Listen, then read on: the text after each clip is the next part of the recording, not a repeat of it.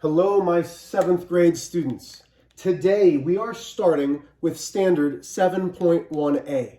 We are talking about base 10 and exponents, but more particularly, we are talking about negative exponents. So, base 10, when I have exponents, this number here is considered the base.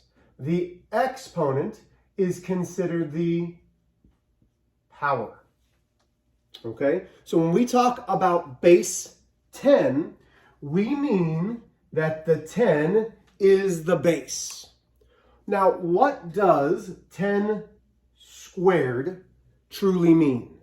10 squared means we take the base and we multiply it by itself, the number of powers. So the power is 2, 10 squared, 10 to the second power. My exponent's 2. We take 10 and we multiply it by itself. Oh, there's a glare there. Let's see if we can do that. 10 times 10, that's the 2 times. So that leaves me with 100.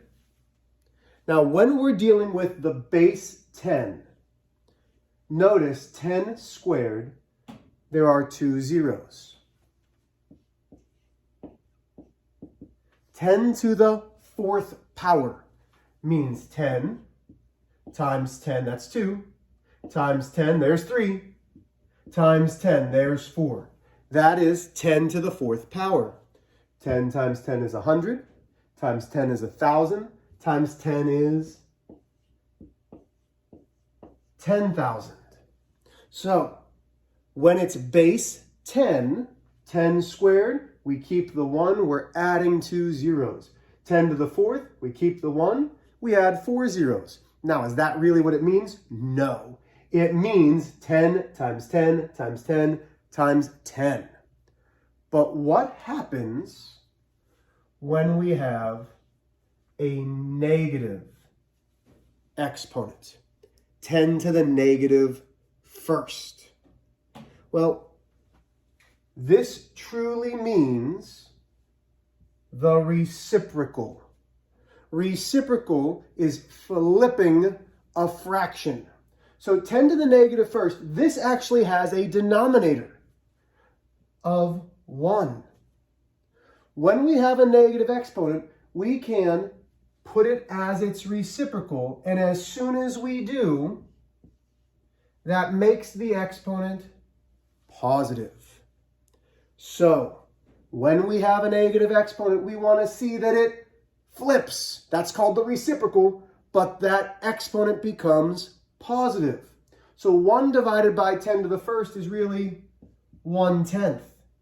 Well, if you know how to read decimals, 1/10 is 0 and 1/10.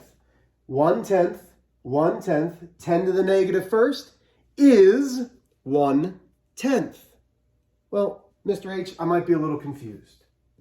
What is 10 to the negative second? Now, we know 10 to the second is 100. A reciprocal means that we are going to take this fraction, because remember, 10 to the negative second is divided by 1. And we can make this 1 divided by 10 to the second. So these are what is called equivalent. Equivalent means looks different, has the same value. So right now I have 1 divided by 10 to the second, but I know what 10 to the second is. It's 100. So I have 1/100th. All of these are the same.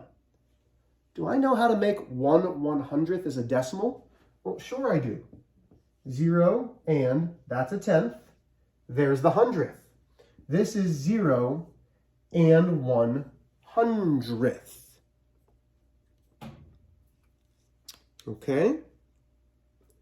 So is this hard, Mr. H? Well, it could be confusing.